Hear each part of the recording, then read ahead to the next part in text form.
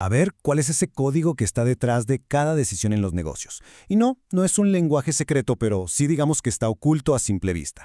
Pues hoy, justo hoy vamos a descifrar el poder de las matemáticas en el mundo empresarial. Para empezar, vamos a lanzar una pregunta.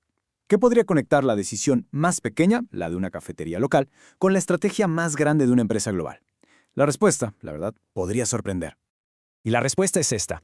Ambos se rigen por el lenguaje oculto de los números. Las matemáticas, bueno, pues son el idioma universal que explica y le da forma a cada movimiento empresarial. No importa para nada la escala. Ok, vamos a sumergirnos en esto. En esta primera sección vamos a ver las matemáticas de otra forma. No como una materia de la escuela, sino como la gramática esencial para la estrategia y la comunicación en los negocios. Y esto, ojo, no es solo una idea abstracta. Los números reales son la base de todo.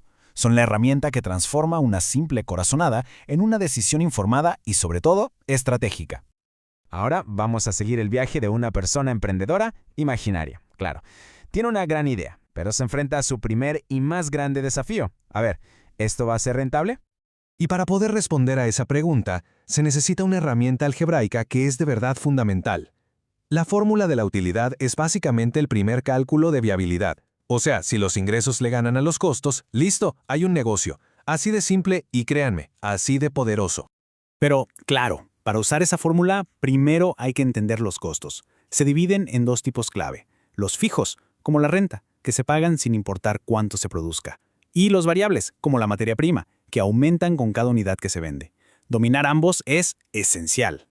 Entonces, el punto crucial es cómo se usa la fórmula. Digamos que el objetivo es una utilidad de 50,000. Bueno, primero se definen los ingresos totales. Segundo, se suman los costos fijos y los variables. Y tercero, se resuelve la ecuación para encontrar exactamente cuántas unidades se necesita vender. Esto lo que hace es convertir una meta en un plan de acción. Bien, el negocio ya está en marcha. Ahora viene el siguiente reto: fijar el precio correcto. Si es demasiado alto, nadie compra. Si es demasiado bajo, no hay ganancias. ¿Cómo encontrar ese punto exacto? La primera meta, siempre, es llegar al punto de equilibrio. Es ese momento en que la línea de ingresos cruza la línea de costos.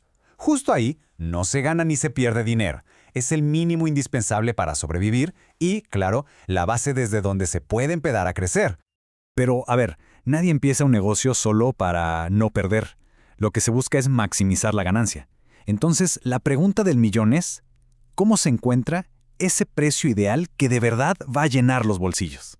La solución está en la geometría. Muchas veces, la función de ingresos forma una curva, una parábola. El objetivo es encontrar el punto más alto de esa curva, su vértice. Justo ahí es donde se encuentra la máxima rentabilidad, y las matemáticas nos dan la fórmula exacta para localizarlo. Pasemos a la siguiente etapa, a ver cómo esto va escalando. El negocio está creciendo y las decisiones se vuelven más finas, más precisas.